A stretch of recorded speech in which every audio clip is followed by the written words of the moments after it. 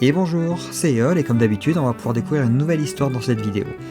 On attaque donc la deuxième histoire de l'Ardèche, c'est parti.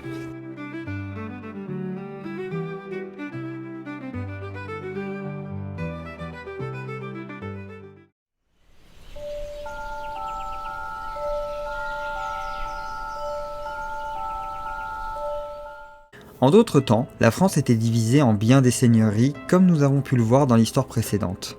Sur le lieu de notre récit, on pouvait parler des Anduze, Bermont, Gilbert de Levis, Ventadour et autres seigneurs de la Voulte, dont les noms furent probablement oubliés.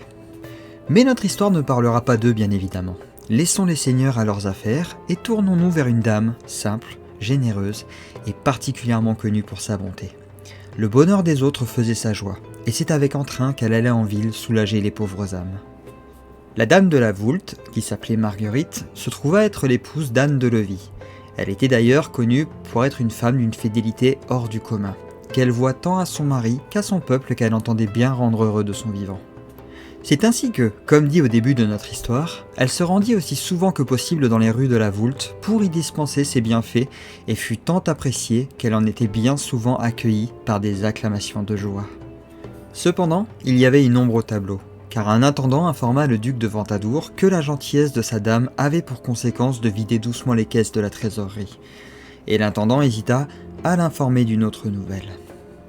Mais le duc le pressa tant et si bien qu'il reconnut que Marguerite comptait se rendre une nuit auprès d'un homme pour lui vendre ses diamants et bijoux.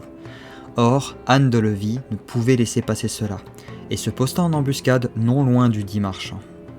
Sa femme fut bien au rendez-vous, un panier rempli de ses plus riches affaires. Le duc s'interposa alors, faisant pâlir de peur sa bonne dame, qui dut faire face aux questionnements de son époux. Ce dernier l'accompagna ensuite dans la nuit, tout en lui demandant ce qu'elle transportait.